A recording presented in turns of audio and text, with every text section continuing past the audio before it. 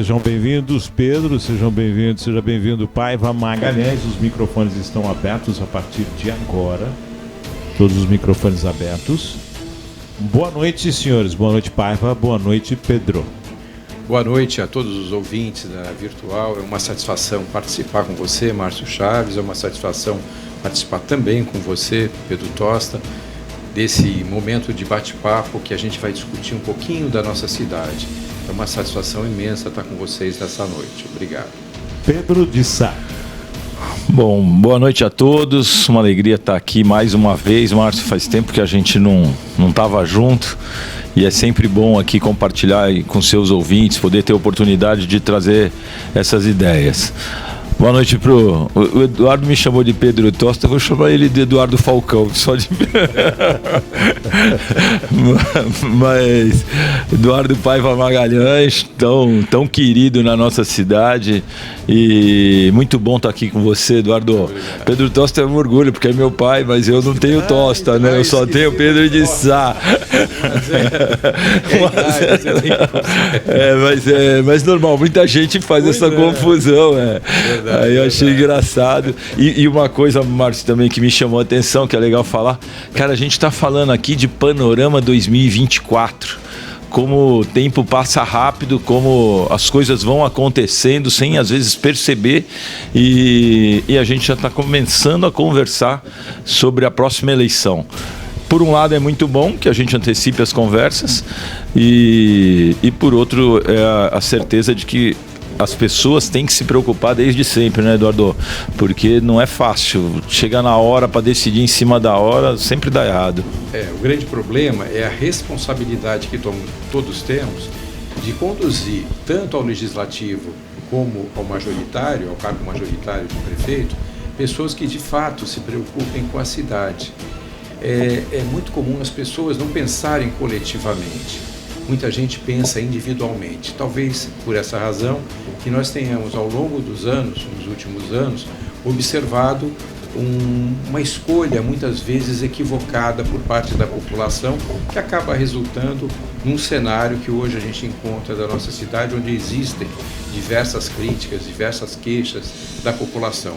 Vale salientar que essas críticas muitas vezes são indevidas pelo fato desses eleitos hoje na administração terem sido escolhidos pela própria população. Então não há muito o que se reclamar. O que a gente tem que fazer, Pedro, é pensar bem e escolher corretamente pessoas que venham a contribuir de uma forma a melhorar nossa cidade, mas pensando no todo, não pensando individualmente em fatos em benefícios pessoais que por acaso a pessoa venha a ter pela escolha desse ou daquele candidato que for feito, e sim por aquele que possa fazer o máximo pelo nosso município, que possa fazer com que a nossa população tenha dignidade e, mais do que qualquer outra coisa, tenha uma qualidade de vida adequada, como a gente imagina que é o mais importante para uma cidade.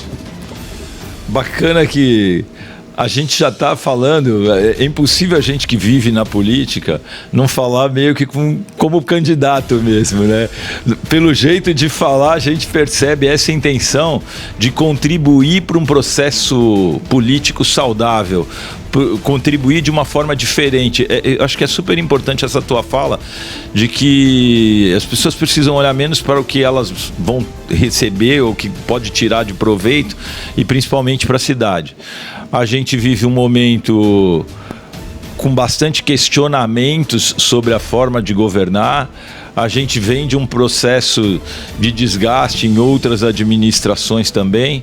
E tanto eu quanto você já tivemos várias oportunidades para contribuir, para tentar ajudar a cidade a ficar melhor.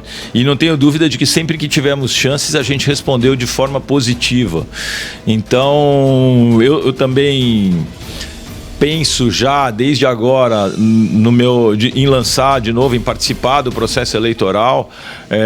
Eu avalio a possibilidade, por exemplo, de me lançar pré-candidato a vereador, porque eu acho que faz parte, às vezes, de dar um passo para trás e pensar de forma a continuar contribuindo com a nossa cidade. Então, sem dúvida, nós estamos faltando ainda mais de um ano para a eleição, mas é a hora de começar a pensar, avaliar todos os processos, fazer autocrítica e ver o que a gente quer pela frente, né? E principalmente sentir o que a população quer. Então, já entrando um pouco na nossa pauta, falar de segurança, que é uma pasta que eu nunca imaginei, por exemplo, participar, mas um desafio que eu encarei, aí o prefeito me convidou, porque ele precisava de alguém que colocasse a guarda municipal na rua.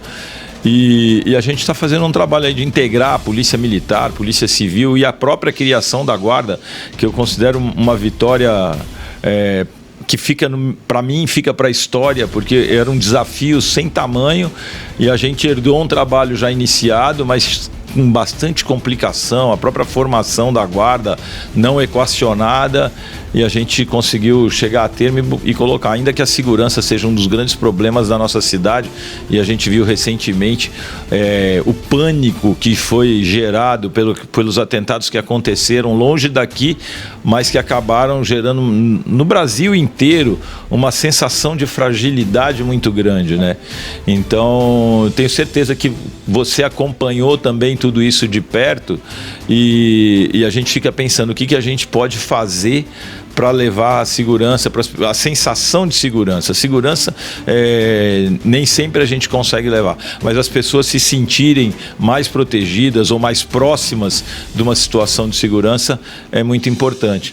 Então, até gostaria de compartilhar com você isso daí. O que você achou dessa situação? Porque eu senti as mães muito assim, um pânico generalizado, as crianças em pânico, e a gente muitas vezes tomando medidas que a gente sabe que tem alcance limitado. A maluquice, o atentado é provocado por alguém sobre quem a gente não tem controle. Até a questão médica, você até pode fazer uma avaliação dessa questão do psicológico, o psicopata que faz esse tipo de crime, ele vai aproveitar uma oportunidade que não tenha ninguém por perto. Então, por mais que eu ponha a guarda vigilante cercando todos os espaços que a gente tem medo que sejam atacados, é impossível garantir plena segurança, né? Então, se cada um não der sua parte e a própria saúde não fizer o seu papel de fazer as avaliações psicológicas, identificar potenciais criminosos, acho que é uma ação que a gente tem que sempre fazer em conjunto.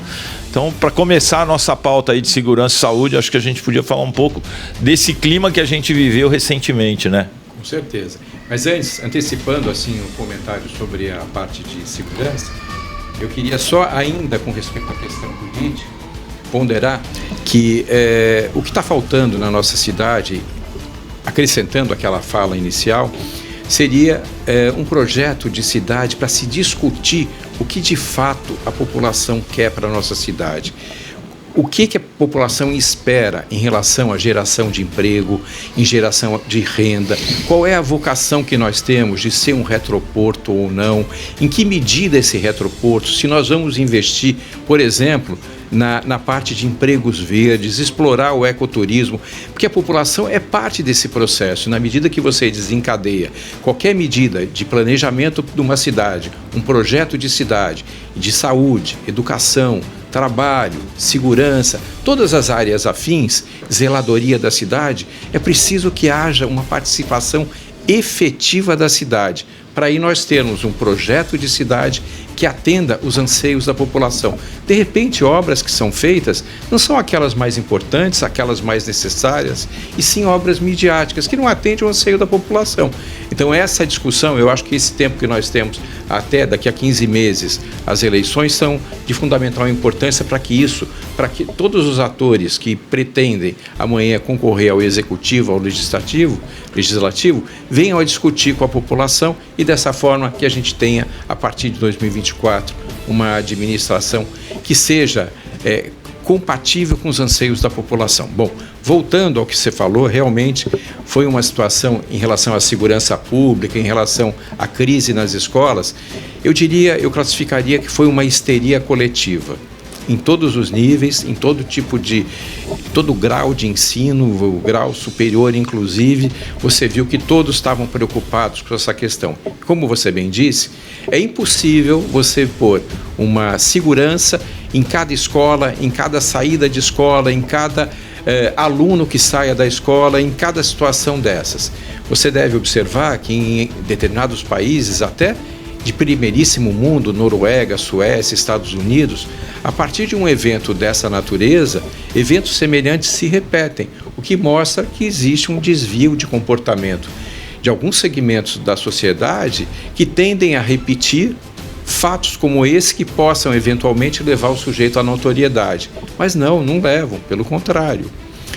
Em grande medida, eu creio que a própria mídia, ao alardear esses eventos, acabam projetando o nome daquela pessoa, fato que agora passou a não existir, e causando também a possibilidade de que outras pessoas com o mesmo distúrbio venham querer ter uma projeção na sociedade mostrando que ele existe.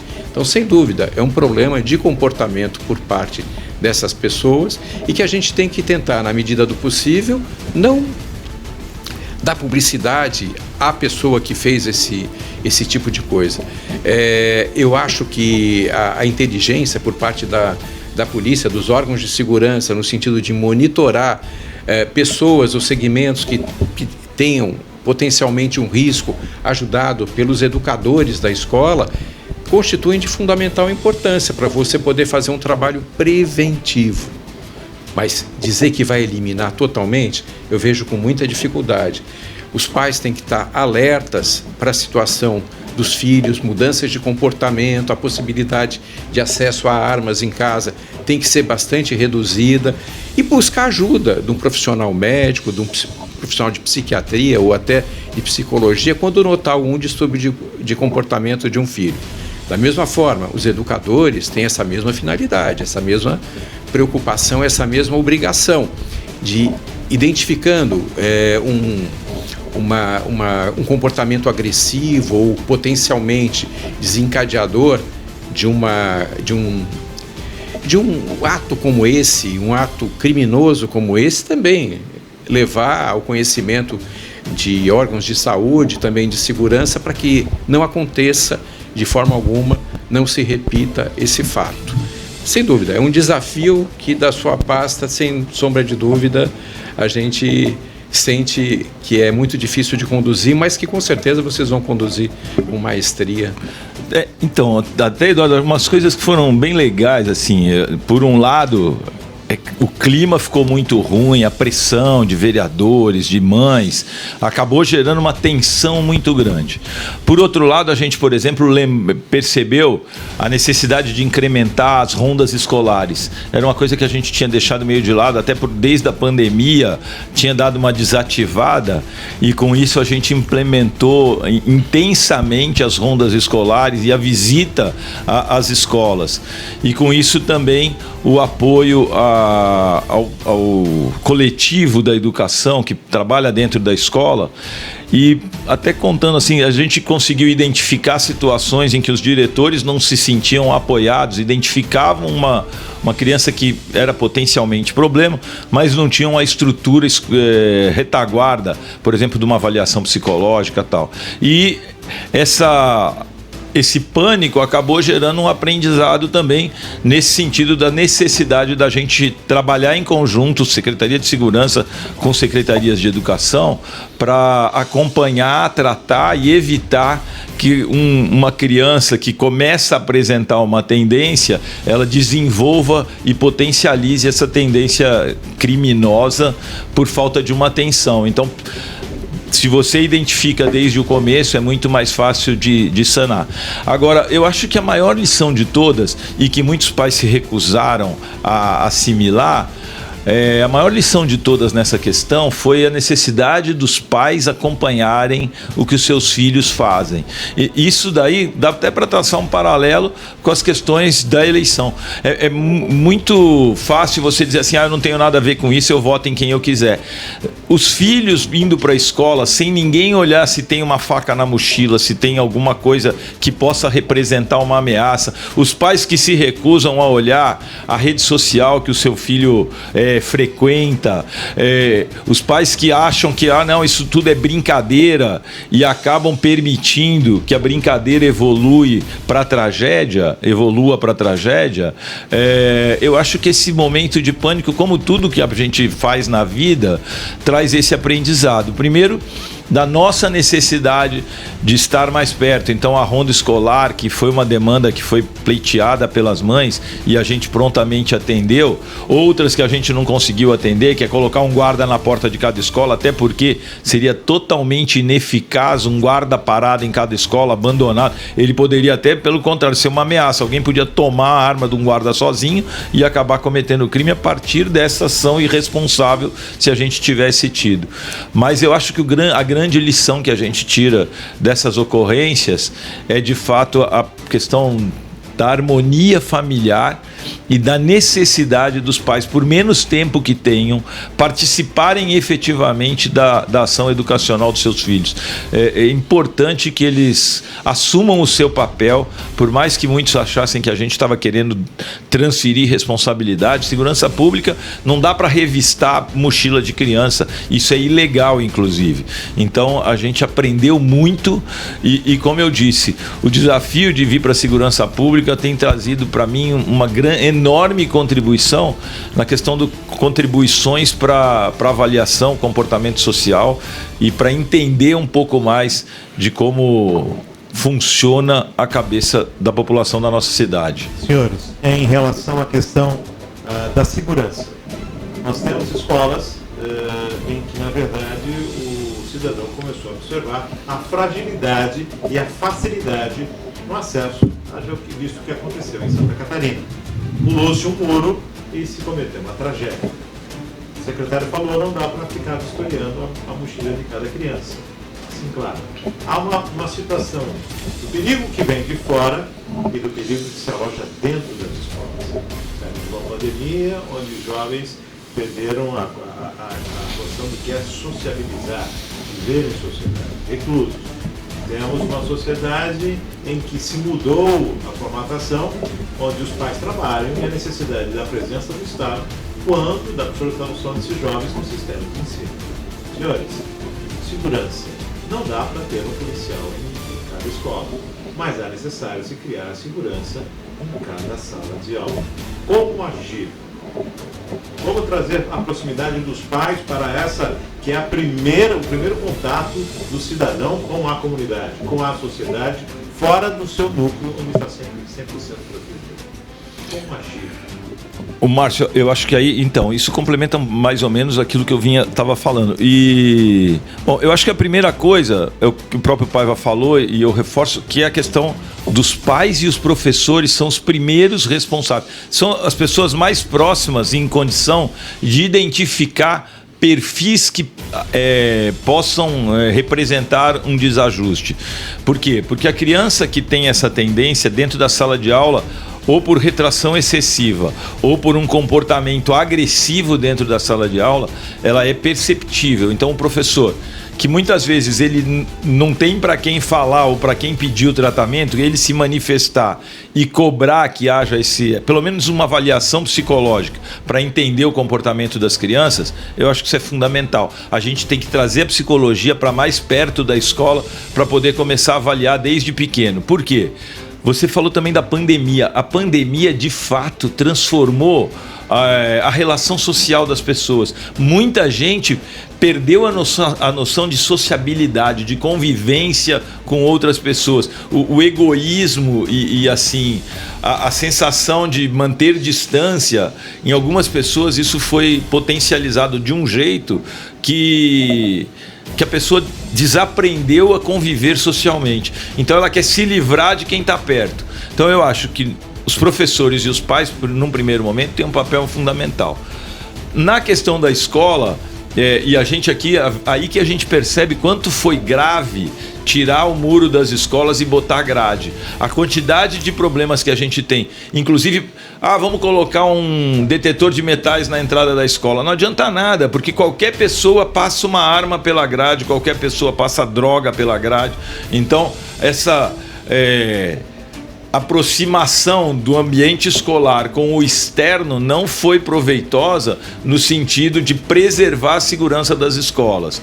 E agora a gente não vai sair arrancando todas as grades e botando. Então, a gente está pensando de que forma manter esse dano externo que ele invada a escola, tanto pulando o muro, quanto passando instrumentos pela grade que possam contaminar a relação social dentro da escola. A gente, na Secretaria de Segurança, além dessa visita permanente, todas as escolas do município são visitadas todos os dias, ou por uma viatura da Polícia Militar ou uma viatura da Guarda Civil Municipal.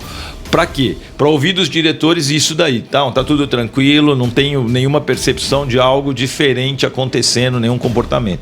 E as crianças também são muito importantes, porque tem muito coleguinha que compartilha com o colega: não, eu vou trazer uma arma, eu vou matar o professor, não gosto de não sei quem, eu vou criar uma briga. Então, essa também essa medição de como está o comportamento e da criança não se sentir traindo o outro, mas sim preservando a segurança de todos quando ela traz a informação. Ele não é um dedo duro, ele não está traindo a confiança de um amigo, ele está defendendo todos os demais amigos da sala contra um amigo que está manifestando uma intenção nociva para o ambiente escolar. Então eu acho que tudo isso aí a gente tem que evoluir e tirar boas lições. Assim como a gente tirou boas lições da pandemia, ainda que essa questão do convívio social tenha sido prejudicada, eu acho que a gente precisa tirar boas lições deste problema efetivo. E atentado não vai acontecer todo dia, e não é a gente que vai evitar, olha, não, aqui não vai ter atentado. Isso é praticamente impossível. Eu diria, complementando e até resumindo, que a responsabilidade sobre essa questão é uma responsabilidade compartilhada do poder público, dos pais e dos educadores. E diga-se de passagem, nós temos um nível de educadores no nosso município de excelente qualidade. Haja visto, por exemplo, que eu recebo diversas pessoas no meu consultório com determinadas suspeitas, crianças com suspeita de perda de audição, com alteração de comportamento, coisas congêneres, que foram encaminhados pelos professores. Eles têm uma visão muito boa do que acontece dentro da sala. É valorizar, dar uma oportunidade para que eles façam o seu trabalho bem feito, como o Pedro acabou de comentar, através da integração não só com a educação, mas principalmente também com a saúde. Nós temos um ambulatório aqui no município de atenção à criança, bem interessante, que poderia ser integrado, né? E dessa forma você tem uma forma de prevenir e proteger, através dos professores. Existe uma tendência, muitas vezes, dos pais acharem que quem dá educação são os professores. Na verdade, não. Na verdade, os pais são os primeiros a tentar identificar o problema, não os professores. Os professores, por sua vez, têm a possibilidade, no âmbito do seu magistério, de identificar aqueles que têm fatores de risco para desenvolver uma personalidade agressiva, alguma coisa do gênero. E o poder público tem que vigiar, através da inteligência, através do monitoramento, através da percepção, os fatores que podem ser evitados e protegidos. Agora, dizer que você vai dar uma proteção integral a cada escola é utópico. Isso jamais nós vamos conseguir, infelizmente. Foram duas situações. Uma onde um indivíduo pulou o muro de uma escola, e a outra onde um aluno entrou numa escola e assassinou o professor. Dentro dessas situações, criou-se toda uma dificuldade de pais, os pais que têm os alunos na escola. Uma histeria coletiva, né? Histeria coletiva. E isso se encadeou até o dia 20 de abril, onde houve uma preocupação, suspensão de aulas, o que ia ser feito. Porém, passou-se a data, parece que se esqueceu. Não se fala mais nessa questão de segurança. Parece que adormeceu, parece que tudo aquilo que era perigo, até o dia 20, deixou de ser perigo posterior. Senhores, o que é isso? Culpa da mídia? Na verdade, não se fala mais no assunto? O assunto deixou de ser interessante? O que de fato acontece? Passou o dia 20, parece que a segurança voltou à plenitude em toda a área escolar, não na cidade, mas no país como um todo. Mas eu creio que os cuidados permanecem. Os professores continuam vigilantes, os pais foram orientados que seus filhos estão em risco, as escolas estão tomando medidas, a gente vê que as escolas estão mais atentas, o poder público está fazendo a sua parte, mas a mídia não tem que ficar voltando nesse mesmo assunto que só gera ansiedade e faz com que outras pessoas, que, minha opinião, Pedro, que tem um distúrbio de comportamento, comece a deflagrar ameaças que já vai gerar novamente aquela histeria que nós vimos. Eu acho que foi dado o alerta, tá? Todos esses atores acabaram desencadeando, de uma certa forma, uma preocupação, um cuidado maior. Inclusive as próprias escolas particulares estão atentas a isso, né, também, o poder público também. Só que a mídia tem que ficar mesmo mais quietinha, não ficando fomentando. Minha opinião, eu acho que a mídia é responsável por grande parte desse processo, de dar ideia para outras pessoas. Você vê vários assaltos são cometidos pela riqueza de detalhes que você acaba fornecendo de um determinado assalto que aconteceu, a repetição. Por que não se divulga episódios de suicídio? Porque aquilo era um exemplo para outras pessoas tomarem a mesma medida. O mesmo tem que ser feito com isso, tem que ser com muita parcimônia e dessa forma a gente consegue, porque a saúde mental da população muitas vezes está comprometida e segue como exemplo de um fato como esse. Não sei o que você pensa disso. Eu acho que uma coisa que você falou que é super importante, a mídia divulgar é um problema. A gente teve, esse final de semana, um evento de uma tentativa de furtos de motos na cidade, numa loja, que é exatamente a repetição de um padrão que foi divulgado, que aconteceu em São Paulo, aconteceu em São Vicente e tentou acontecer aqui também. Por sorte, o alarme disparou rápido, a gente tinha operação delegada na rua, em menos de 3 minutos a polícia estava no local e os marginais não conseguiram sucesso no furto. Nada foi levado dessa ocorrência que a gente teve aqui no município no final de semana, mas foi pra mídia e volta a aparecer, não, um bando de meninos, vai lá, o bando de gente foi lá e tentou roubar ou roubou alguma coisa.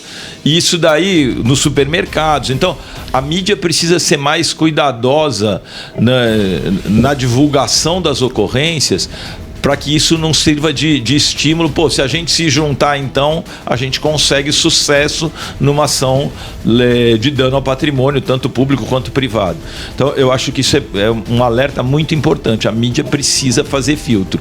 Quanto a gente, dia 20 passou e acabou, pelo contrário, a lição que a gente teve nesse período de histeria ou de pânico foi gigantesca.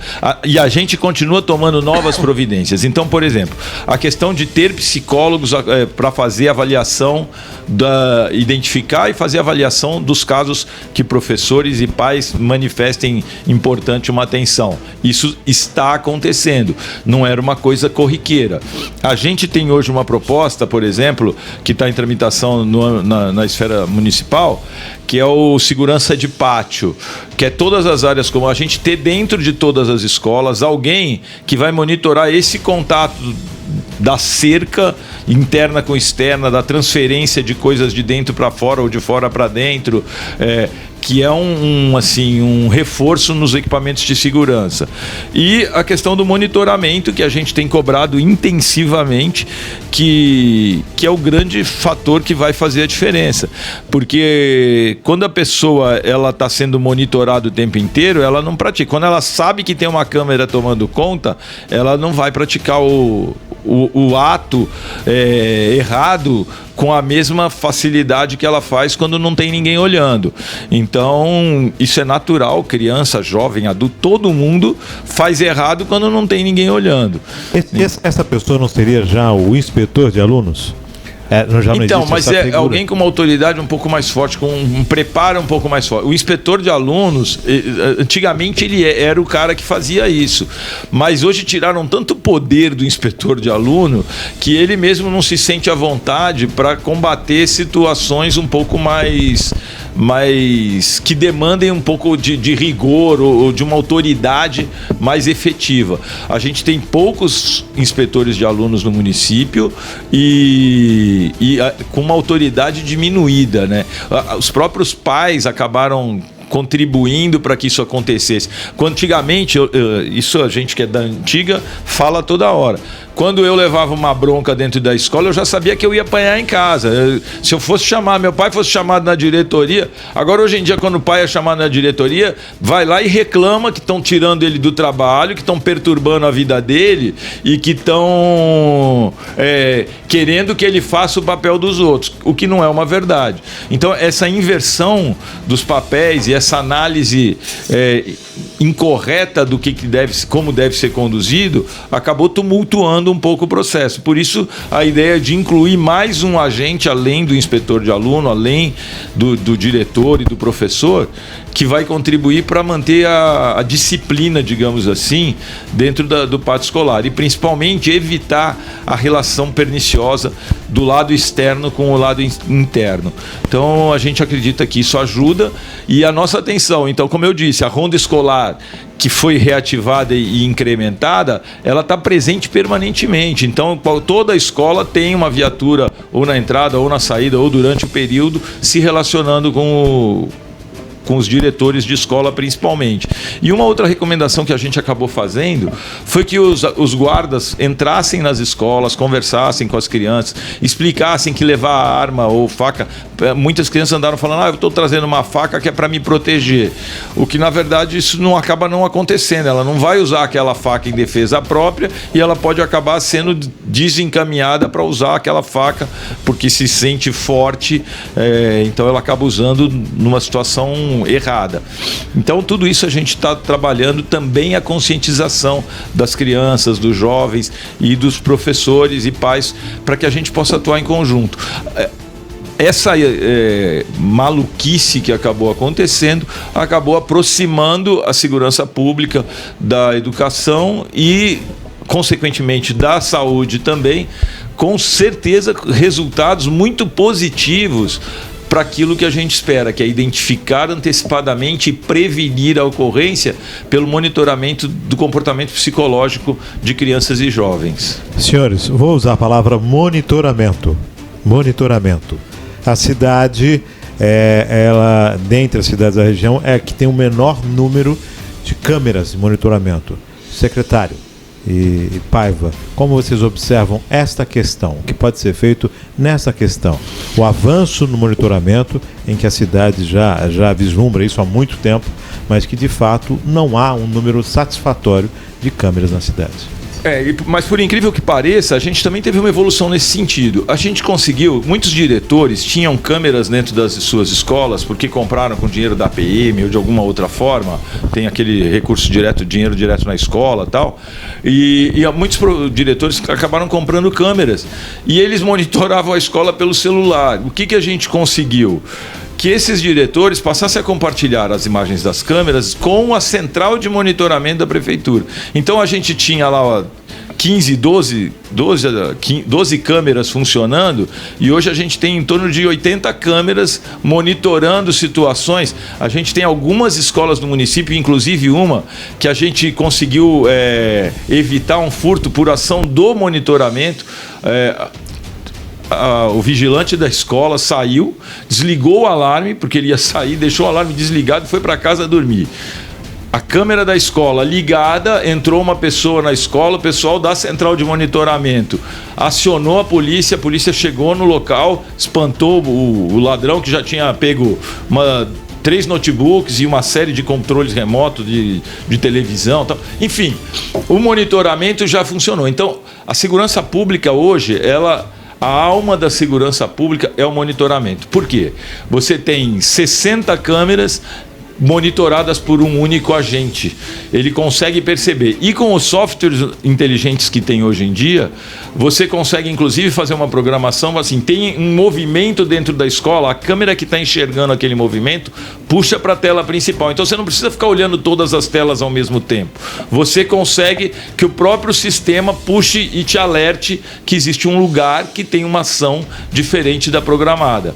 Então é para isso que a gente agora está trabalhando. Infelizmente não começou ainda a funcionar plenamente esse sistema, mas tem um TAC para fazer isso e tem uma licitação do município para poder implementar o monitoramento. É a base da segurança pública hoje em dia e não tem como fazer segurança sem câmeras de monitoramento.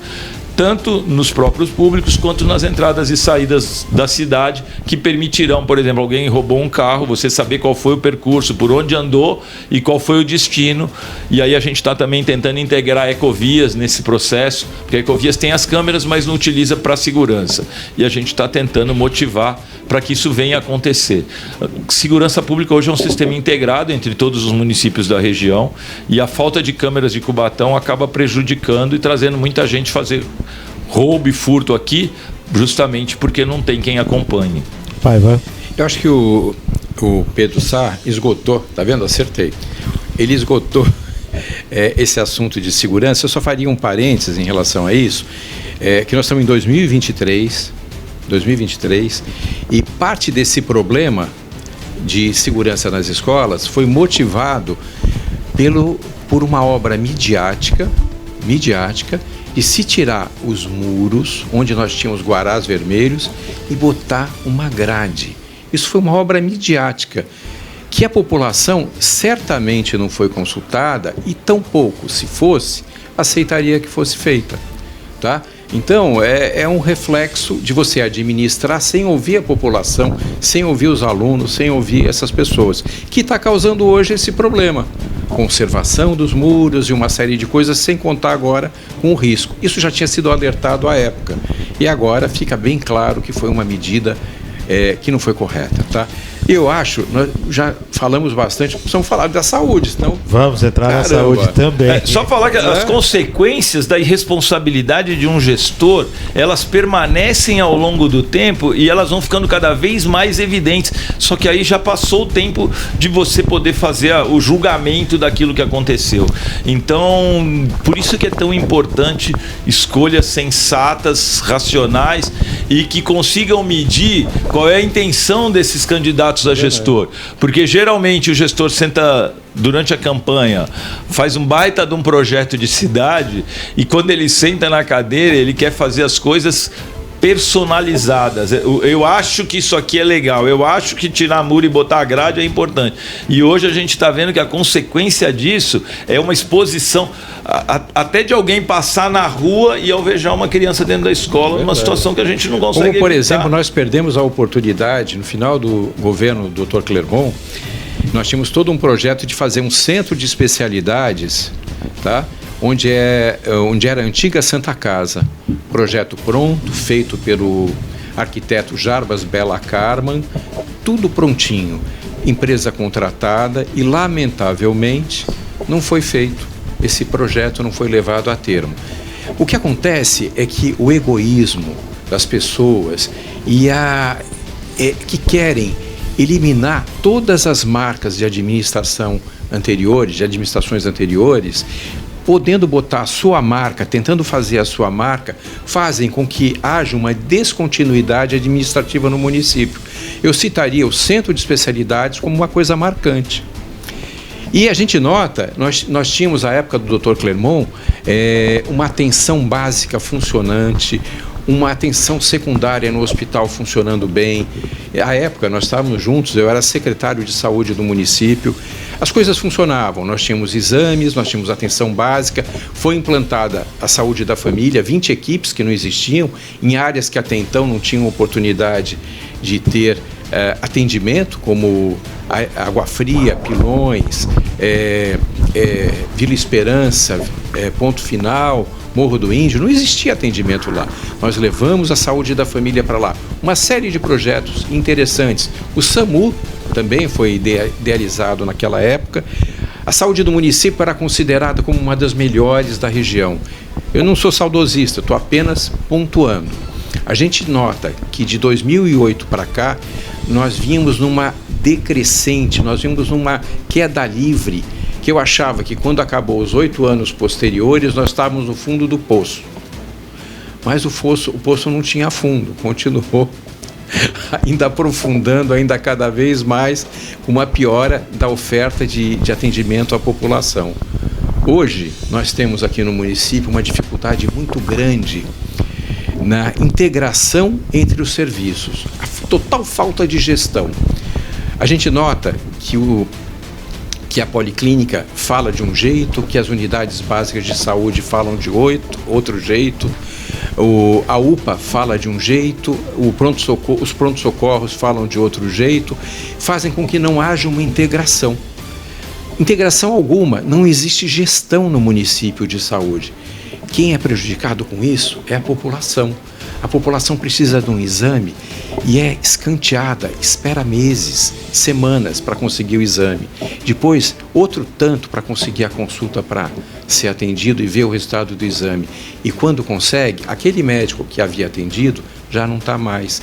Problema relacionado com a precarização das contratações do município, que é uma coisa notória. Nós tivemos aqui no município um sucateamento do serviço público. Está cada vez pior. Você contrata precariamente empresas, veja o que aconteceu agora com a educação, por exemplo, com a parte de limpeza precarizada, de repente existe um problema por uma falta de planejamento, uma falta de gestão, e você tem aulas suspensas, tá? Então é um problema muito sério, é um problema muito grave que está acontecendo em relação à saúde no nosso município. De repente, mais uma vez, obras que foram feitas midiáticas. Que obras midiáticas?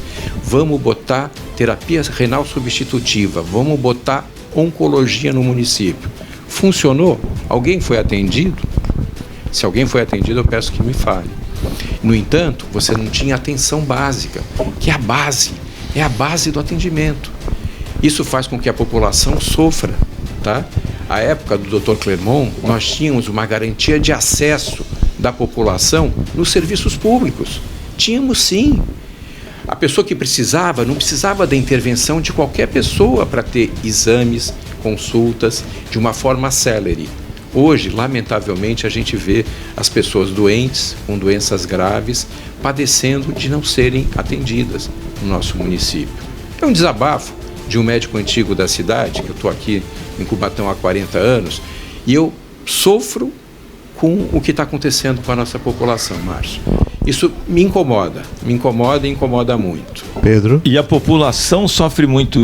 Você falou assim, eu estou aqui há 40 anos. A gente hoje tem poucos médicos históricos na cidade que permanecem. Essa terceirização do serviço, então hoje a gente praticamente não tem médicos na rede pública e o médico da rede pública é aquele que acaba criando um vínculo permanente e dando uma assistência e criando uma relação com as pessoas que ela é proveitosa, humanizada. E assim, o próprio doente, quando ele sabe que ele vai ser atendido pelo médico de confiança, quando ele cria essa relação, ele fica menos doente. É verdade. Quando ele não sabe o que vai acontecer o dia de amanhã, qualquer situação ele corre para o hospital para ver se vai ter médico. E depois para ver se o médico atende a expectativa dele. Então essa ansiedade acaba gerando uma demanda maior em pronto-socorro, em todas as situações.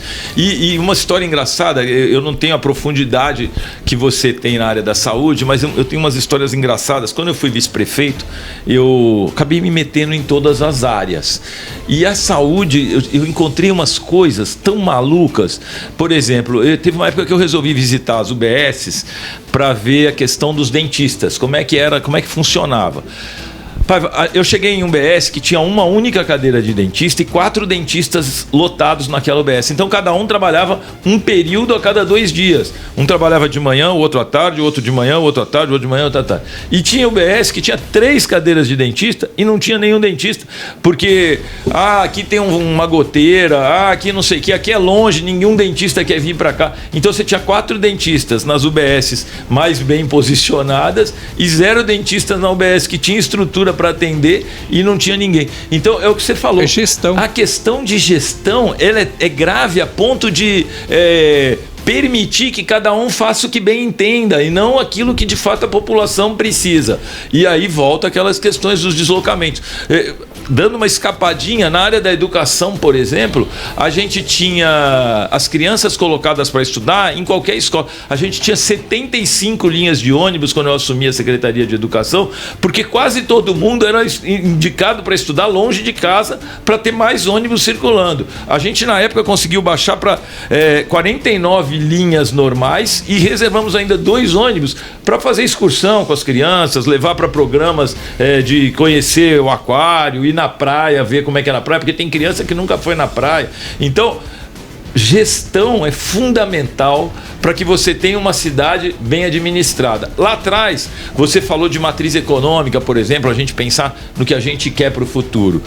É impossível, uma cidade que tem o custo que Cubatão tem, por conta de ter sido uma cidade muito rica, o fato da gente ter uma receita muito alta, em função da quantidade de indústrias em atividades que a gente tinha, a gente tem uma quantidade de serviços que custa caro para o município. A gente tem, por exemplo, quase o mesmo número de UBSs de cidades que tem o dobro ou quase o triplo da nossa população. Então, isso gera um custo maior. E não adianta a gente achar que trocar de matriz econômica, substituindo, por exemplo, pelo turismo, vai resolver o problema da cidade. Pelo contrário, vai quebrar, porque a gente tem uma parte da população que não está preparada para atuar nessa área. E a gente tem uma necessidade de receita para bancar todos os serviços. Aqui em Cubatão não tinha rede privada praticamente de escola e nem de saúde. Então, a gestão é fundamental, inclusive, para enxergar isso. A gente precisa, sim, um pacto com as indústrias para permitir uma retomada da atividade industrial, da geração de empregos e da ocupação da nossa mão de obra, que gera depois toda a máquina da economia rodar, porque se você tem mais gente empregada, é mais gente consumindo no comércio e trocar de matriz econômica com o custo que existe no município, tem dois jeitos. Você troca e vai diminuir a sua receita e você vai começar a achatar ou massacrar o funcionário público, que acabou sendo uma receita adotada ao longo dos últimos anos, de muito tempo para trás já.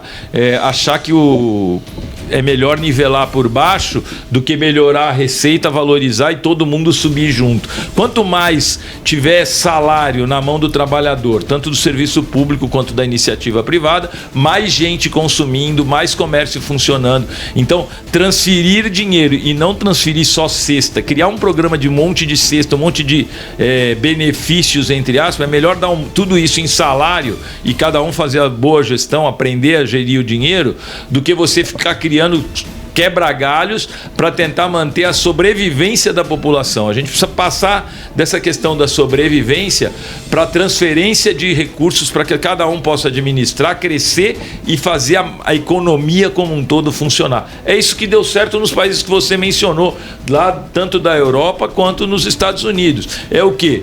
Menos atividade governamental, mas mais dinheiro no bolso do trabalhador para a economia possa funcionar naturalmente. Senhores, só voltando a essa questão da saúde, eu vou voltar aqui a 18 anos atrás, 15, 18 anos atrás, onde a palavra de ordem na saúde, um marco, era a publicização. Acho que o Dr. Paiva se recorda disso. A publicização do serviço de saúde no município, ou seja, trazer uma entidade para que ela pudesse gerir e de uma forma mais dinâmica que o próprio poder público. Isso foi feito à época, inclusive, que o Dr. Paiva estava à frente da secretaria. Uma supersecretaria de saúde para atender todas as demandas, dificuldades de aquisição de medicamentos, dificuldade de atendimento direto no chão de fábrica, vamos assim dizer. Passados 18 anos, secretário, a publicização se mostrou ao longo do tempo um problema. A mesma empresa que, quando do início da publicização foi tida como uma das melhores, teve uma saída da cidade. Mas tem uma explicação. Sim, nós vamos chegar nessa explicação. Teve uma das piores, um dos piores, da pior forma de avaliação pelo município. A empresa que foi tida como a expertise, aquela que deu ao cubatense uma condição de saúde plena, sai do município com uma avaliação péssima. E desde então, as dificuldades que a publicização vem enfrentando. Então, a publicização por si só não resolve o problema da saúde. A má gestão e a ingerência é um dos piores problemas. Secretário, és o pai da criança. Satisfeito depois de 18 anos? Sim, apenas lamento o fato de que as pessoas não tiveram condições de tocar a publicização do jeito que foi feito à nossa época, tá? Eu diria o seguinte: a publicização funciona quando você tem o total controle sobre a empresa publicizada, quando você estabelece metas, quando você estabelece objetivos para aquela publicização. Voltando um pouquinho atrás, a ideia de publicização foi elaborada pela primeira vez pelo ex-secretário de Saúde, saudoso Dr. Adriano Goulart, que encontrou na publicização uma solução para resolver o problema de determinadas especialidades no município. Eu vou explicar para vocês. Num hospital, você tem dificuldade em contratar pelo piso do serviço público determinadas especialidades, como, por exemplo, um neurocirurgião para fazer uma cirurgia, um ortopedista de alta complexidade para fazer cirurgia, um vascular, um cirurgião cardíaco, um oftalmologista para fazer cirurgia. Então, foi visto que na publicização nós conseguiríamos fazer. E eu toquei esse projeto que inicialmente foi sugerido pelo Adriano, sem sombra de dúvida. Só que é o seguinte: existia a empresa que foi publicizada, que foi a ProSaúde. Entretanto, mensalmente, nós avaliávamos o desempenho dela. Ela tinha uma meta, por exemplo, fazer 300 cirurgias por mês de média e alta complexidade. Se fizesse uma unha encravada, ela não ia receber, tinha desconto. Internações, nós tínhamos 2 peritos, 2 auditores dentro do hospital que auditavam as internações. Tinha que ter leito, eram 900 altas por mês. Sabe o que são 900 altas? 900 pacientes que entram e saem no mês, mas não pode ser uma gripe, não pode ser um nariz entupido. O auditor via se tinha intenção mesmo, se tinha interesse na internação, se tinha indicação na internação. E funcionou. Eles não recebiam a fatura mensal numa reunião que nós tínhamos, que envolvia todas as áreas, envolvia obras, envolvia finanças, envolvia RH, todas as áreas da prefeitura, o jurídico.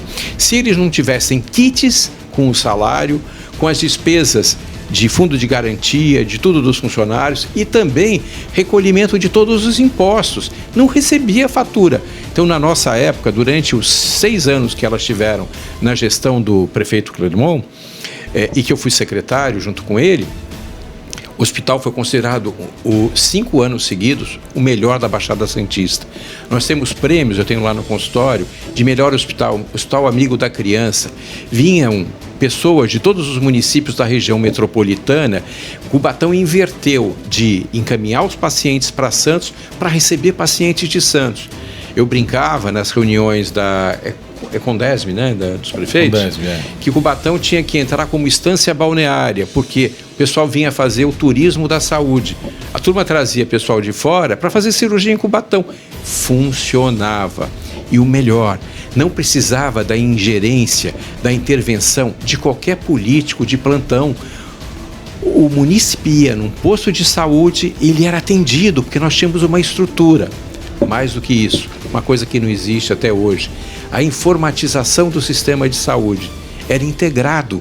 Então eu sabia um exame que o indivíduo fez quando ele era atendido no pronto-socorro, quando ele ia para a policlínica, quando ele ia para outros lugares. Isso foi o pulo do gato, porque passou-se a economizar, porque às vezes o indivíduo ia num lugar, fazia uma radiografia, ia no outro, pedia outra radiografia, onerava. Então o dinheiro da saúde era mais do que suficiente para poder fazer frente às despesas. E mais, o Hospital Municipal de Cubatão era público. Tentaram, à época, fazer um convênio com determinados planos de saúde para fazer 2 entradas. Uma entrada para o SUS e uma entrada para o convênio. Minha resposta à época, negando. Não há como a gente fazer entrada dupla, vamos melhorar a entrada de forma que a entrada do SUS vamos nivelar por cima. A entrada do SUS vai ser aquela entrada para o paciente de convênio de tão boa que ela vai ser. Funcionava, eu posso dizer que funcionava, mas tinha gestão, eu estava em cima, eu como secretário de saúde, eu estava em cima, eu tinha meus prepostos lá dentro, eu tinha um sistema, uma rede nas unidades de saúde. Outra coisa que aconteceu na saúde que foi interessante na nossa época, sistema de meritocracia. Eu entendia à época que todas as unidades de saúde deveriam ter um responsável, o supervisor da UBS, o coordenador ou o diretor da UBS, seja lá o termo que fosse. Eu achava que a pessoa que tinha mais perfil para ser o chefe de uma unidade básica de saúde, eu achava que tinha que ser o enfermeiro. Então, todas as unidades, sem exceção, quase 40 unidades de saúde, eram chefiadas por enfermeiros. Por quê? Enfermeiros têm uma visão humanizada do paciente, têm uma visão administrativa, têm uma competência ímpar, tá? Eles eram os responsáveis. Não tínhamos problema nas unidades de saúde, todos eram acolhidos e os problemas resolvidos. Aliás, em relação aos enfermeiros, eu lamento que agora recentemente tenha havido uma reestruturação e uma reanálise da insalubridade e foi retirada, não sei se o Pedro está sabendo, a insalubridade de grau máximo para grau médio, sob a alegação que não atende doença infecto-contagiosa. Senhores, os enfermeiros estão na linha de frente, eles fazem a coleta de material do nariz de pacientes com Covid durante toda a pandemia. Eu acho isso um desrespeito com o profissional de saúde, em particular com a turma da enfermagem. E mais, respeitar também o piso da enfermagem, que tanto fez pelo nosso município. Então, realmente, o que falta hoje? Integração, gestão de todos os serviços, informatização, valorizar a atenção básica e os servidores. É fundamental que o servidor esteja bem satisfeito com as condições de trabalho que nem sempre ele tem na rede. Acabar com a precarização das contratações, que é normal você chegar numa unidade de saúde e você não encontrar um médico, o médico já não está mais. Por quê? Ele é contratado precariamente, não recebeu, o salário atrasou, que não é difícil de acontecer aqui no município, ele não vem mais. O profissional de saúde também, eles não recebem, passam a não atender mais. Tem que restabelecer e valorizar os servidores públicos também. Eu acho que tem espaço para publicização, para terceirização de algumas áreas, mas a gente tem que ter um grupo de servidores que são da prefeitura, que a prefeitura pode contar. O Pedro comentava, de uma forma saudosista, da questão dos médicos aqui da nossa cidade. Eu estou aqui há 40 anos e quando eu cheguei já tinham alguns colegas, como Mário Ruivo, como seu pai, Pedro Tosta, aqui no município, como por exemplo Wagner Sheik Yatsuda, Queiroz, Dr. Harolda, e Suga e tantos outros médicos aqui do município que se fixavam na cidade por uma única razão. Eles vinham para cá, passavam no concurso da prefeitura, como eu passei também, e se fixavam na cidade, abriam um consultório dele, acabavam atendendo em outro lugar. Eu, por exemplo, fui atender na COSIPA, fui médico da COSIPA durante muitos anos, junto com seu pai. Meu pai também. Seu pai também. Trabalhava na prefeitura, trabalhava no consultório. Qualquer pessoa que quisesse me achar, sabia que de 8 da manhã a 8 da noite eu estaria no município, ou num lugar ou no outro. Com a precarização do atendimento, o que a gente assiste hoje é que as clínicas particulares estão se fechando. Você vê que vários médicos que já estavam, lembram do Centro Médico de Cubatão, 9 de abril 2333, hoje só tem o Samuel lá, os outros médicos foram embora. A clínica do Nicola e do Ademir, que fazia laboratório, fechou.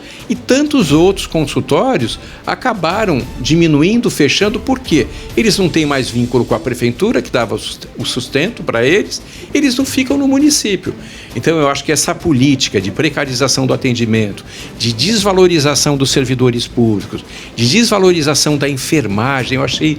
Me machucou bastante quando um amigo veio me falar que foi cortado e eles que se expuseram tanto. faz com que a gente tenha essa dificuldade com que haja um sucateamento. Eu classifico como sucateamento o serviço de Cubatão. Apregou-se a alta complexidade no atendimento e você não tem uma atenção básica que garanta um exame de urina, um exame de sangue, um ultrassom, um raio-x básico.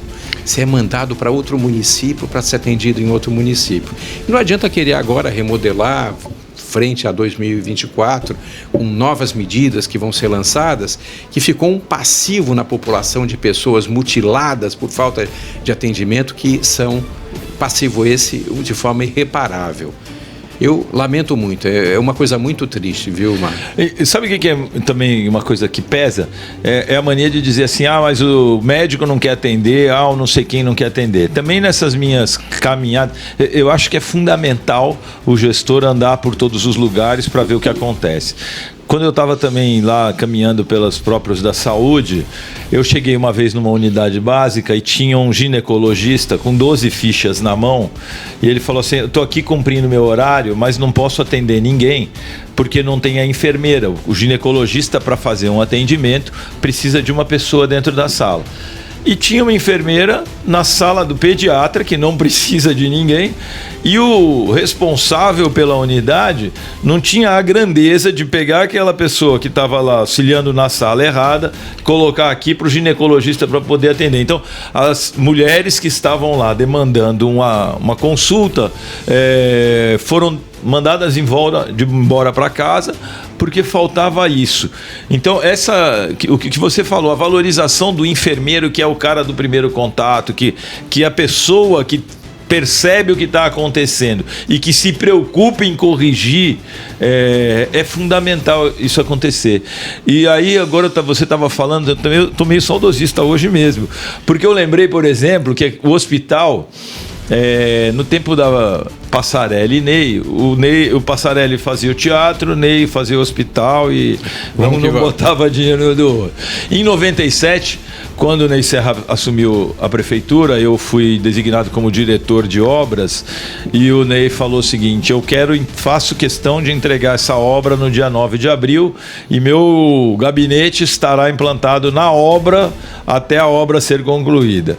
E eu, como diretor de obras, você não acredita que a gente rebolou para poder entregar a obra no tempo que ele se propôs a receber. Assim, de fazer checklist, de olhar detalhes, se o trinco das portas funcionava, se o chuveiro estava quente ou não estava, se as lâmpadas todas acendiam, se os bicos de oxigênio funcionavam. E a gente conseguiu colocar, e depois o Clermont manteve e melhorou, inclusive, muita coisa com você na secretaria.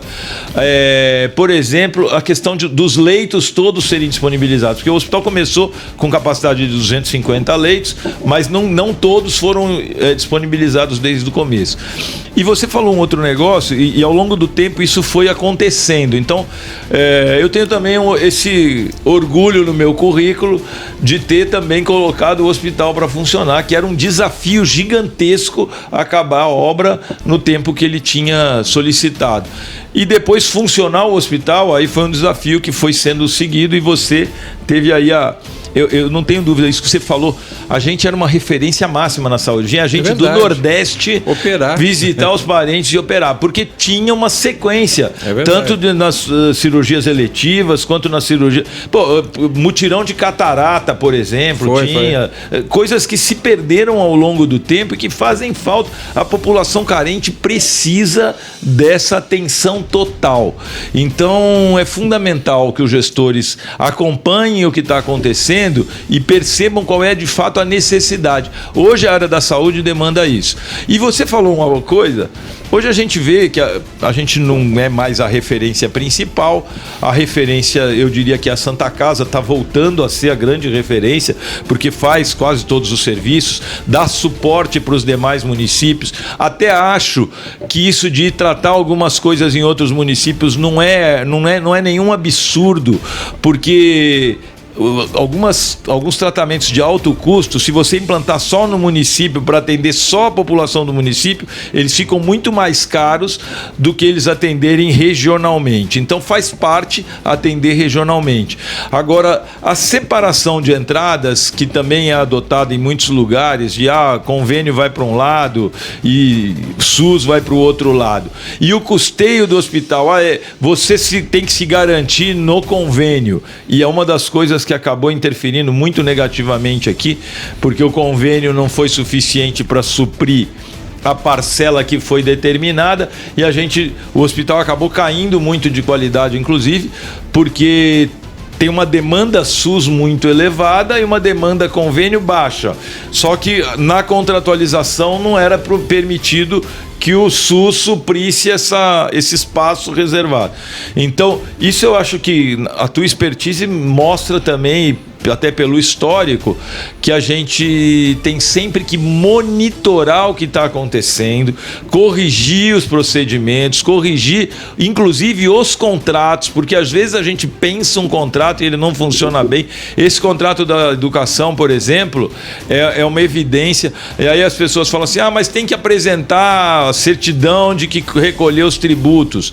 Mas do jeito que está escrito na legislação, é uma certidão genérica. Então nem sempre está vinculada ao trabalhador daquele contrato especificamente. Ele apresenta a certidão, se credencia a receber e não necessariamente ele supriu a necessidade de contribuir, de recolher o imposto referente àquele empregado que está vinculado no contrato. Então essas correções a gente tem que fazer ao longo do percurso, e na nova licitação, por exemplo, que a gente está propondo para controlador de acesso, a gente já está destacando essa questão que deve ser prestada atenção no recolhimento, virem as guias individualizadas dos trabalhadores relacionados àquele contrato. É uma prática que está dentro da lei fazer pelo genérico, mas a gente já viu que gera consequências prejudiciais aos trabalhadores. E aqui em Cubatão isso é histórico, né? Vem lei desde lá da Personal, a gente já passou Jual, várias empresas que passaram aqui, o trabalhador ficou na mão, muitas vezes a prefeitura teve que arcar como responsabilidade solidária. A gente teve a HBB, e aí já interligando com o hospital, que foi uma tragédia, saiu daqui e hoje tem lá também um precatório para receber, porque conseguiu dizer que não devia nada para ninguém. Então, assim, a má gestão é responsável por muita coisa errada. Senhores, um breve histórico. ProSaúde, a primeira, continuou numa próxima gestão e depois saiu do município. A HBB assumiu e depois saiu do município. O hospital, 1 ano fechado. Houve então uma outra parceria e a empresa, depois de alguns anos, decidiu sair do município. A fundação abriu mão do contrato, tanto é que juridicamente foi mantido, judicialmente digo, foi mantido durante um período até que se fizesse uma nova licitação, que não aconteceu, e agora uma nova empresa em caráter emergencial no Hospital Modelo. Volto a questionar os senhores. A publicização é o remédio correto? Ou então, na verdade, o que é necessário para que a saúde, de fato, tenha uma normalidade e uma excelência? Veja, a publicização é um remédio correto, desde que seja feito como nós fizemos à época, de uma forma bem clara, sem nenhuma ingerência política ou de qualquer outra natureza, tá? E que haja uma fiscalização. E para você fiscalizar, você não pode ter ingerência. Por exemplo, nas indicações de profissionais lá dentro do hospital que não sejam competentes, é uma coisa importante. Na cobrança, você não pode cobrar se você não tiver, digamos assim, autonomia para cobrar, tá? Então é uma coisa muito importante. Se você não tiver autonomia e tiver condições, você não consegue cobrar. Então eu acho que é isso que aconteceu ao longo do tempo. A partir do momento que acabou a gestão do prefeito Clermont no final de 2008 e a mesma empresa passou para outra administração, lamentavelmente ocorreram uma série de mudanças. Mudaram o contrato, diminuíram os serviços e duplicaram, quase triplicaram os valores. tiraram serviços e aumentaram o preço. Eu tinha acabado de fazer um trabalho de auditoria, vendo que, aliás, foi feito pelo Roberto Braga, um trabalho de auditoria sobre o contrato, que não há que se fazer nenhum tipo de realinhamento de preço. Foi feito um novo contrato com preço muito maior, o dobro ou o triplo do valor do contrato, com menos serviços. E não se fiscalizava. Resultado disso, você teve um serviço de péssima qualidade. Tá? Por quê? Não tinha gestão. Foi o que o Pedro falou, o que eu estou falando o tempo todo. Se você não tiver uma gestão sobre o contratado e se você não tiver autonomia para cobrar, eu insisto muito nisso, você poder cobrar, não vai funcionar nenhum modelo. Eu entendo que a publicização, que a terceirização seja efetiva para alguns segmentos. É necessário.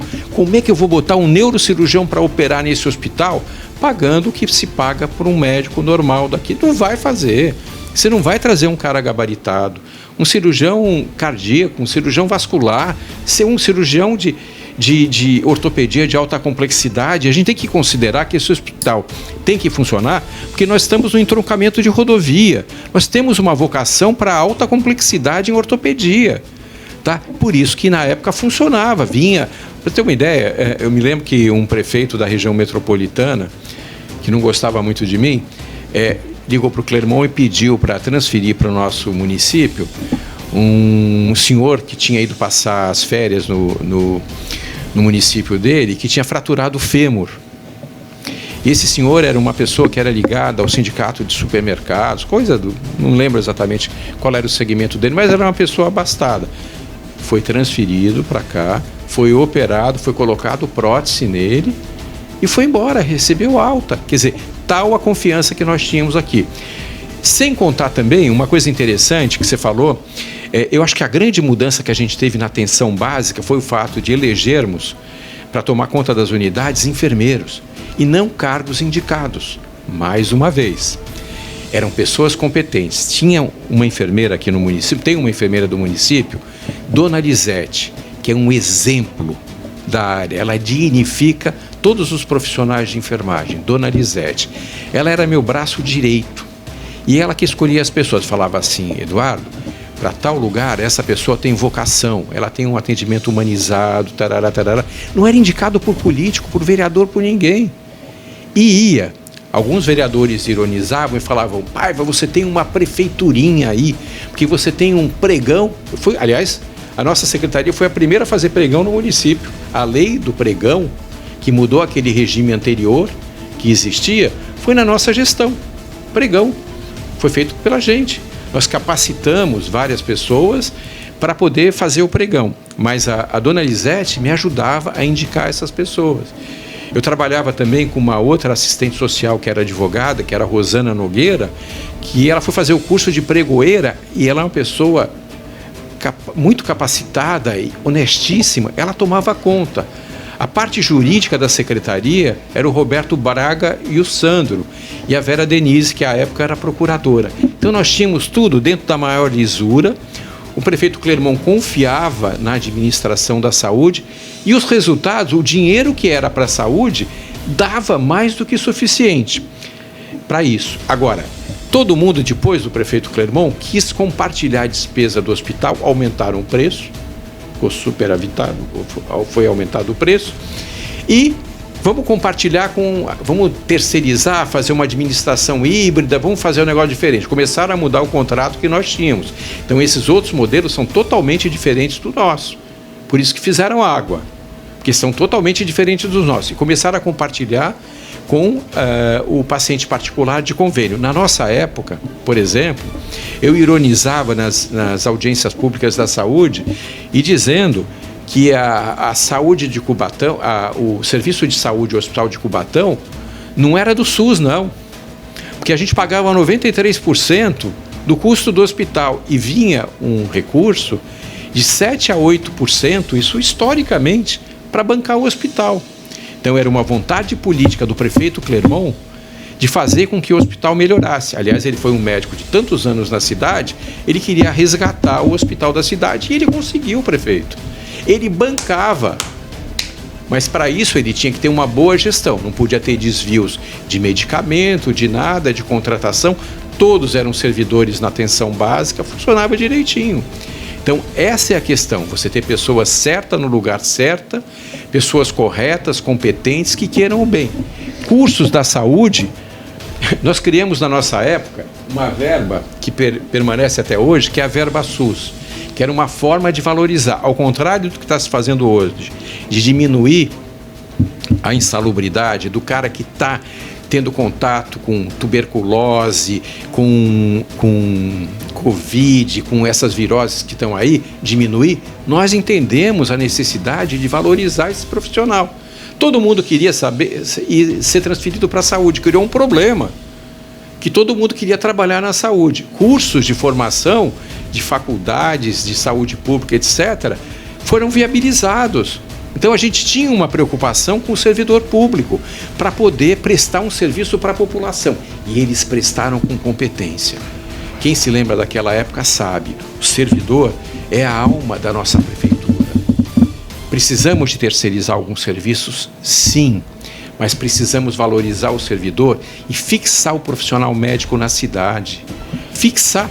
Eu fiquei até hoje porque eu estava na prefeitura. Talvez se eu não tivesse ficado na prefeitura, não tivesse, e tantos outros foram embora, porque acabaram não se fixando. Eu diria, reforçando o que o Eduardo está falando, que a publicização é necessária, principalmente para quem quer administrar um hospital. É impossível, o poder público ele é engessado, ele não consegue ter a agilidade necessária para fazer a gestão de uma atividade como é a atividade hospitalar e com todas as evoluções que acontecem permanente. Então, equipamentos, uma série de progressos que precisam ser incorporados com uma velocidade que o serviço público tem dificuldade. Inclusive a questão dos profissionais diferenciados, a possibilidade de terceirizar a utilização dos espaços ou pelo menos conveniar com clínicas que venham, façam cirurgias de diversas formas, atendam os seus clientes, mas atendam os clientes SUS. Então são parcerias que a iniciativa privada, através da publicização, consegue ser muito mais eficiente que o poder público. Agora, o que eu acho que a gente vive um problema hoje é a questão da terceirização da atenção básica propriamente dita. Então, você cria uma rotatividade, principalmente de médicos, que acaba perdendo aquilo que eu falei no início, que é a confiança, a relação que precisa existir entre pacientes e médicos para que a ação da medicina preventiva ela seja de fato eficiente. Eu acho que a gente perdeu muito com a terceirização da atenção básica, das UBSs, de não ter mais o médico que tem vínculo, você troca todo dia, e é decorrente também, como foi dito, da desvalorização do serviço público. Por quê?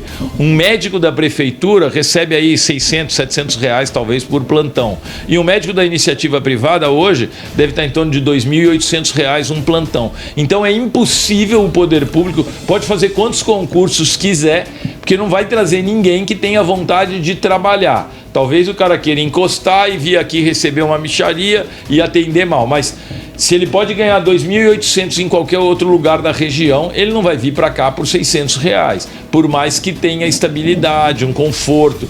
Então, essa é uma relação que tem que ser entendida pelos gestores, porque a população ela só quer saber de ir lá encontrar um médico de confiança dela. Ela não está preocupada de como é que é a forma como esse médico está contratado. Ela está preocupada de se eu estou sendo bem atendido ou não estou sendo bem atendido. E aí a gente acaba falando do médico como a ponta de lança desse negócio, e vale para toda a estrutura. Então, enfermagem que faça curativo, e os agentes comunitários de saúde, que são fundamentais, não só para a saúde, como para trazer informação. Então, a pessoa que mora num lugar insalubre, inadequado, trazer essa informação para que alguém possa ir atuar nas casas. Se a gente não tiver agentes comunitários de saúde que entendam a sua importância, a dimensão da importância, a gente vai ter cada vez mais doença, porque o agente comunitário de saúde é de fato quem vai prevenir e identificar focos de contaminação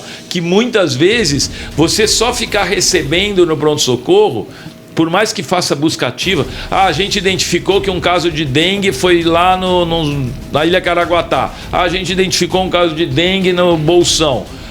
mas o agente de saúde é o que vai trazer a informação que diz o seguinte: pessoal, todos esses casos aqui foram jogar futebol no 31 de março. O foco está no 31, não está no bolso. Então, o agente de saúde é o cara que consegue, são as pessoas que conseguem trazer informações que são fundamentais para a saúde de qualidade. Quando a gente fala em saúde, a gente pensa em hospital, a gente pensa em pronto-socorro, que eu não quero chegar e ficar na fila 3, 4, 5 horas num pronto-socorro.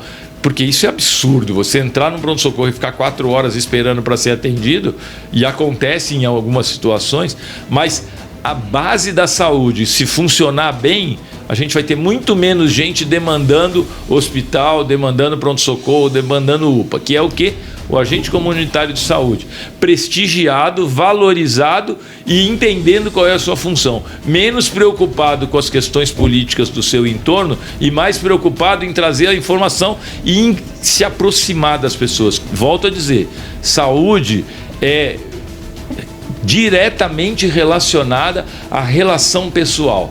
Quanto mais você se sente mal atendido pelo profissional da saúde, mais doente você vai ficar. E quanto melhor atendido, quanto mais você se sentir seguro, e aí é engraçado, né? Falar da segurança, segurança não é só ter guarda atender, mas é principalmente essa se sentir seguro no que se refere ao seu atendimento de saúde, a saber que você vai levar o seu filho num pediatra que vai fazer o atendimento e te dar um retorno, te dar uma satisfação, e você ter tranquilidade para criar bem seu filho. Então, a saúde básica é fundamental para que a gente possa ter uma estrutura completa de saúde funcionando bem, e isso assim a gente foi aprendendo ao longo de 40 anos aí de serviço público, convivendo com todas as áreas, andando em todas as partes da cidade, e aí de novo, lembrando que lá atrás, em, 87, 88, teve uma epidemia de cólera, precisava de engenheiro. A gente descobriu que clorando a água lá na cota para eliminar a epidemia de cólera, a gente teve como consequência diminuir os casos de hepatite, porque as pessoas tomavam água contaminada sem nenhum tipo de tratamento. Então, doenças de veiculação hídrica diminuíram, porque a gente foi combater a cólera, precisava de um engenheiro na equipe, e eu, na época, engenheiro novo ainda, mas tudo que aparecia na prefeitura, eu me candidatava a ir lá para aprender. Então, na epidemia de cólera, aprendi que doenças de veiculação hídrica diminuíram, porque a gente foi clorar a água para acabar com a cólera, e acabou um monte de outros diarreias e outros problemas sendo combatidos por atitudes complementares. E aí é que eu digo, a saúde básica, a saúde que enxerga a pessoa dentro da sua casa e que muitas vezes vai levar um remédio para aquele que não pode se deslocar, faz de fato a diferença no diminuir o custo saúde. E isso era uma coisa que acontecia muito no seu tempo. A gente tinha um custo menor porque a gente tinha toda essa preocupação básica com a pirâmide total da saúde. Eu não estava preocupado só em ter um hospital de ponta que atendia um monte de gente. E sabia que atendia um monte de gente que tinha um custo, às vezes, que não era nosso, porque a gente atendia São Vicente, atendia um monte de outras cidades da região e de fora, mas a gente fazia lição de casa, que era o quê? Entender o que está acontecendo lá embaixo para diminuir o custo de tratamento e sim cuidar para que as pessoas evitassem de ficar doentes. É verdade, eu acho que o Pedrinho falou bem, mas a atenção básica é o fundamental. Você tem que começar, quando você pensa, vai idealizar uma saúde num município, você tem que começar pela atenção básica. E o que a gente observa no nosso município? Nós temos o agente comunitário de saúde contratado pela prefeitura. Aí nós temos a equipe de enfermagem e os médicos do Programa de Saúde da Família contratados de uma forma precária. Então, por melhor que faça o trabalho o agente comunitário, e eles fazem um trabalho bem interessante de visita às casas, muitas vezes ele não tem o respaldo, você não tem uma integração, você não tem uma gestão da informação que sai do agente comunitário para o médico, que muitas vezes não existe, para um sistema de avaliação laboratorial, que muitas vezes também é muito demorado, para a volta desses exames, que acaba não tendo uma resolutividade. Então, a falta de integração. Você tem uma coisa totalmente desorganizada. Você tem até o agente comunitário, mas você não tem o médico para dar sequência. Uma ideia interessante foi da Praia Grande. A Praia Grande, o que a Praia Grande fez? A Praia Grande vinha de um sistema super criticado de saúde anos atrás. Eles resolveram contratar um médico de família, a equipe de família, pelo município. Mas aí surgiu um problema. Faltavam, à época, profissionais dessa área. Mas não tem problema. O que a Praia Grande fez? Fez uma residência, ou seja, um treinamento para médico remunerado de saúde da família. Aí ele passou a ter a carreira de médico da família, onde o cara se fixa no município e permanece durante décadas, passando essa confiança e essa humanização que ele sabe, no posto dele, eu estou com um probleminha, eu sei que é o doutor fulano que está lá, que já está lá há muitos anos, que conhece a minha família, que foi trazida informação pelo agente comunitário, que a enfermeira já deu o acolhimento para a demanda dele, um laboratório está na mão para fazer na época e tal. E hoje nós temos no município uma faculdade de medicina. Por que não integrar para fazer uma residência de saúde da família no município? Eu acho que a faculdade, pelo município, está sendo subaproveitada. Nós temos a expectativa de internato e até mesmo de residência em algumas áreas básicas que o município, com algum esforço, com um pequeno investimento, pode fazer e dessa forma contribuir para a melhoria da qualidade do atendimento da cidade por um custo relativamente mais barato, que você bota residente para trabalhar. Ele vai estar sendo treinado, ele vai receber a bolsa que eles recebem, vai dar um atendimento, ele pode se interessar e dar continuidade de trabalhar no município, fazer um concurso, fazer alguma coisa, mas isso implica em mudar essa visão tacanha de terceirização, de precarização de contratação. Isso não dá segurança para o município, isso não dá nenhum tipo de humanização no atendimento. Isso é lamentável que esteja acontecendo ainda hoje, por mais que tenham sido avisados.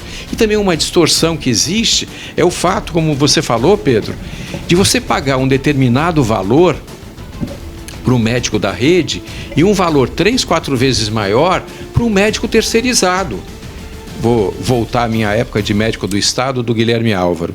Eu trabalhava no Guilherme Álvaro pelo Estado, trabalhei vários anos, fazendo a parte cirúrgica no hospital, e de repente, do meu lado, eu operava com um outro médico que era do INAMPS, que nós operávamos juntos, cabeça e pescoço. Na época eu arriscava essa área, hoje não faço mais, mas eu fazia naquela época. E aí, um dia, conversando sobre salário, ele ganhava 2 vezes o que eu ganhava. E nós fazemos a mesma coisa, trabalhávamos no mesmo espaço. Eu não tive dúvida. Eu mandei brasa com uma ação de isonomia salarial. E eu ganhei, na época, uma nota do Estado. Não sei como até hoje o pessoal não se tocou que não pode pagar salário diferente para a mesma função no mesmo lugar. Quer dizer, até nisso a prefeitura não se preocupa, acaba contratando, pagando muito mais, prejudicando o servidor, e ela sabe que com esse salário que eles estão pagando no município pior da região metropolitana, que pode fazer 500 concursos, que o concurso dá deserto. Tem que ter uma política para a área de saúde. Ou não quer terceirizar, pagar mais? Por que isso? Né? É totalmente contraproducente isso. Senhores, só fazer um complemento. 8h35, na sequência você já faz o complemento. 8h35. Eu achei que ia até meia-noite, mas se deixar a gente vai longe, né? Remoção e cirurgias eletivas. Depois que o Pedro fizer o complemento, esse é o próximo eu só ia assunto. falar que remoção e cirurgias eletivas. Pelo que eu acompanhei na época, até tem uma relação interessante com a Faculdade de Medicina, e eu cheguei a acompanhar alguns estudantes de medicina, tanto no pronto-socorro, quanto nas unidades básicas de saúde.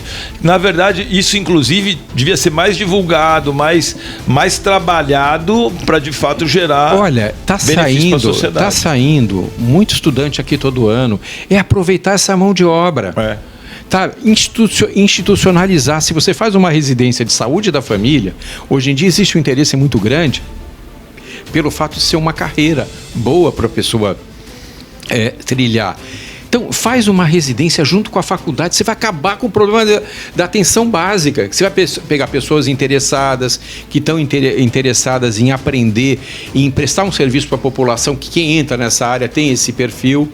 E não em vez dessas pessoas irem embora fazer esse tipo de trabalho lá na Amazônia, não sei o quê, eles vão fazer aqui muito que também tem necessidade. Então, assim, eles vão ter uma facilidade que vai acabar dando assim, prazer para que essas pessoas prestem o serviço aqui na cidade. Eu acho que então, a faculdade é subutilizada. Você ter uma universidade na cidade e não aproveitar como deveria, é uma subutilização da instituição aqui no município. Tem que aproveitar, não tenha dúvida. Senhores, cirurgia eletiva e remoção, para a gente estar finalizando esse nosso bate-papo aqui. Olha, de hoje. O que eu tenho visto, eu tenho atendido alguns pacientes que necessitam de cirurgia eletiva no município, tá? E que são encaminhados à UPA de Santos e ficam aguardando, na minha especialidade, diversos, durante meses e até anos para serem atendidos em São Paulo. Nossa. Tá? Em São Paulo. Eles são encaminhados para a UPA não realiza em Santos, não tem nenhum hospital na Baixada que esteja fazendo isso, são encaminhados para São Paulo. Aqui no município, eu desconheço se essa nova gestora está fazendo cirurgia eletiva, mas não é o que eu tenho observado. Na minha especialidade, eu posso garantir, posso dar nomes de pessoas que hoje aguardam por cirurgia, são encaminhados para a Santa Casa de São Paulo, para a Escola Paulista de Medicina, esperam meses para serem atendidos, são pedidos exames, vai e volta, não tem resolutividade, não funciona. Cirurgia eletiva tinha que ser feita no município. Nós tínhamos uma cota de 300 cirurgias mês e era suficiente, sem contar a obstetrícia. 300 mês. Isso é estatística, está nos contratos, está na prestação de contas que nós fazíamos trimestralmente na Câmara, para a Comissão de Saúde da Câmara. Tá? Em relação à remoção, existe um serviço que chama transporte fora do domicílio. As pessoas ficam muito inseguras com esse transporte, que muitas vezes tem uma consulta marcada em São Paulo, não tem oportunidade. Também é um serviço precário aqui no município, esse TFD, transporte fora do domicílio, quando você tem alguma especialidade que não é realizada aqui no município. Eu sinto que diminuiu expressivamente o número de atenção de especialidades que são atendidas no município e do número de procedimentos que anteriormente eram feitos. Na nossa época, para vocês terem uma ideia, nós tínhamos tratamento das úlceras varicosas, de insuficiência vascular, com medicina hiperbárica, paga pelo município. Funcionava. Quantas pessoas foram atendidas que tinham úlceras que fechavam? Nós tínhamos ressonância magnética bancada pelo município, funcionava. E o orçamento da saúde, que era muito menor, era suficiente.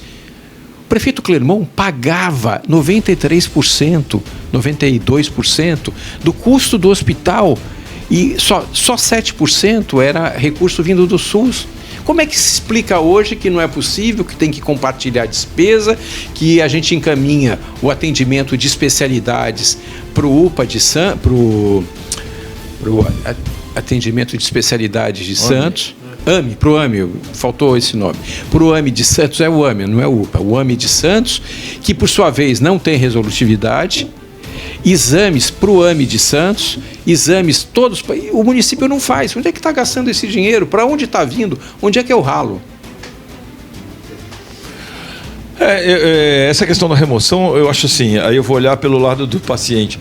Isso é em todo lugar do Brasil. Você enche uma van de gente, leva para um lugar, o cara vai lá, ele vai fazer 2 horas de hemodiálise, mas ele fica 6 horas lá esperando todo mundo que foi na van terminar. Eu já acho uma maldade esse atendimento por conta disso. Então, trazer para perto, de forma que cada um possa promover o seu deslocamento, mas evitar esse sofrimento do deslocamento coletivo, eu acho que é uma primeira, assim...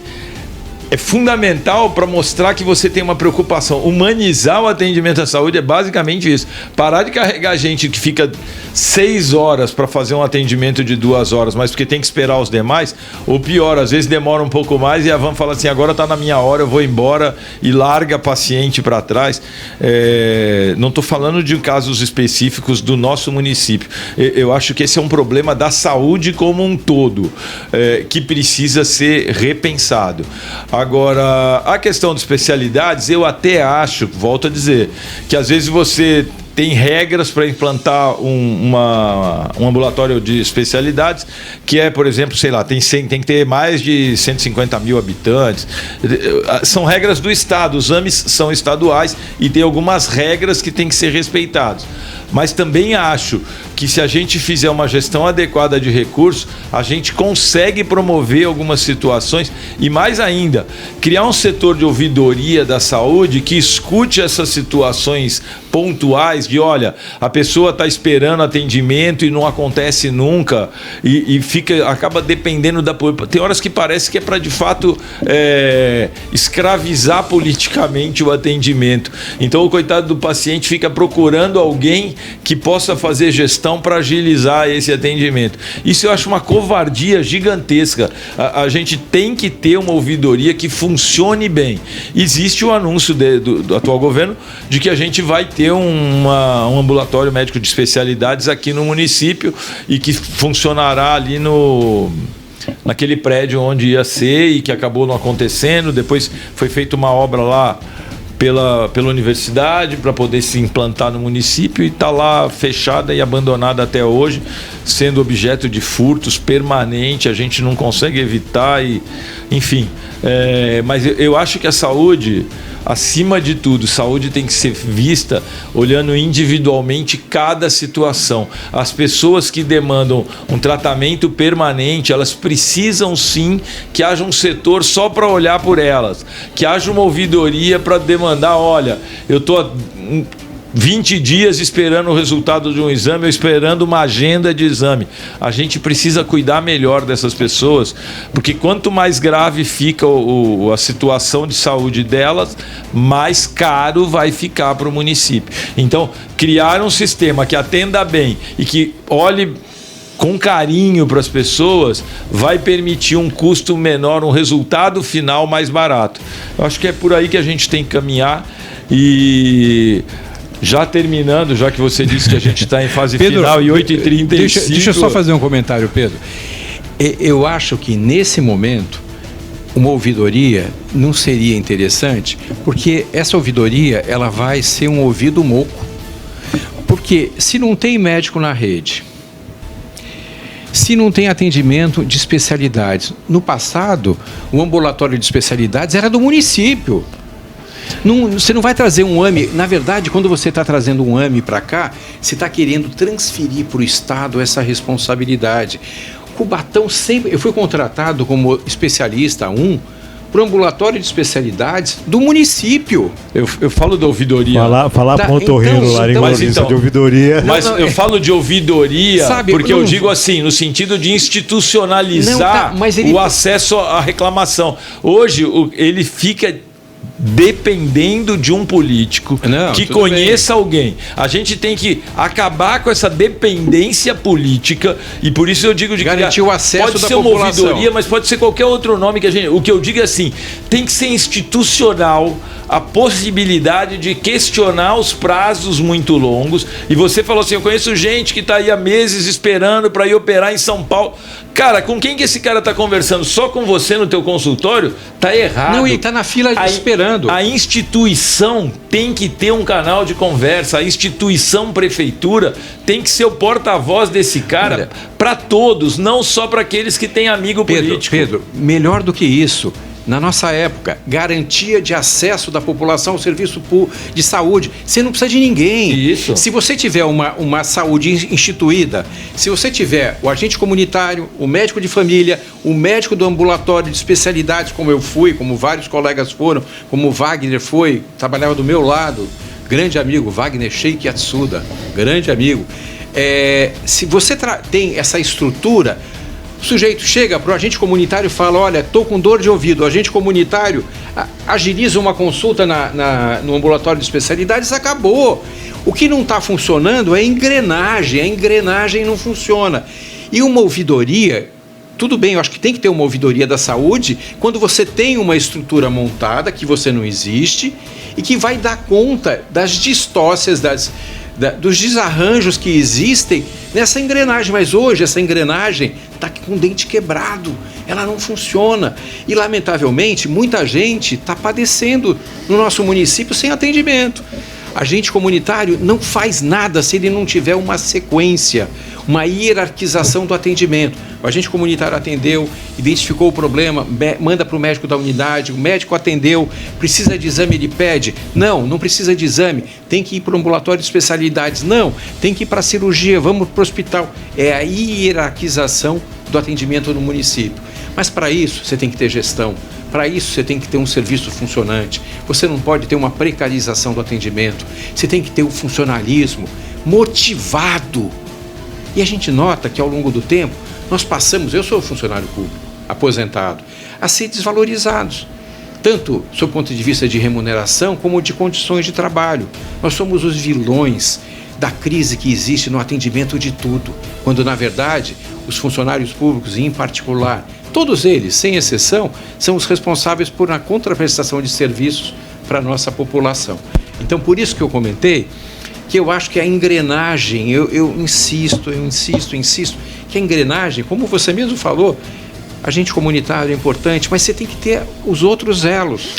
Eu não consigo resolver todos, mas eu fiquei extremamente preocupado com essa questão de gente que fica meses esperando. Não, com certeza. Isso daí eu vou compartilhar com a Secretaria de Saúde, porque assim, o que me cabe neste momento é tentar ajudar essas pessoas que estão sem ter para onde correr.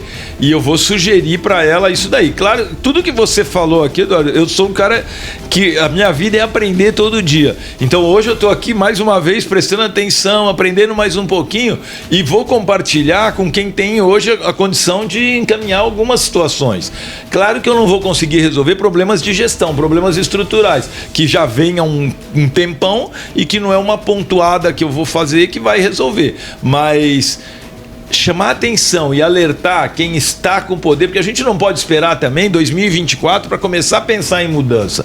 Tudo que a gente pode contribuir hoje para fazer melhor e para chegar em 2024 melhor. Eu não estou preocupado se vai ter reeleição, se não vai ter reeleição, se vai beneficiar A, B ou C. Eu estou preocupado que a população seja bem atendida. E aí você me acendeu um alerta que eu acho que é importante. Vou levar lá para a secretária para falar: secretária, tem uma galera aí que está solta no espaço, esperando um dia acontecer. Eu falo isso porque você me lembrou um negócio. Outro dia um cara me perguntou: vem cá, tá esperando, tava para marcar, não saiu o resultado do exame.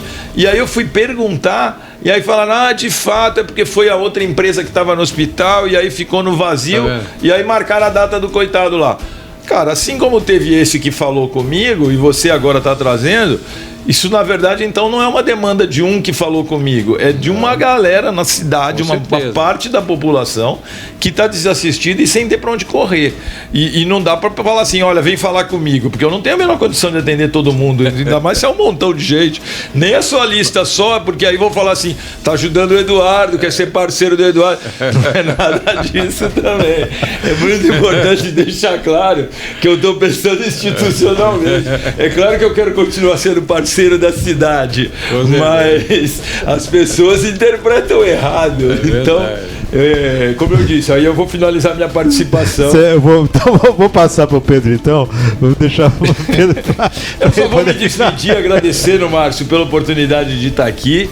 Agradecendo o Eduardo, cara, que é uma sumidade, é um cara que recebe demandas dentro do consultório. A quantidade de informação que você tem lá dentro, muita gente sai na rua e não vê.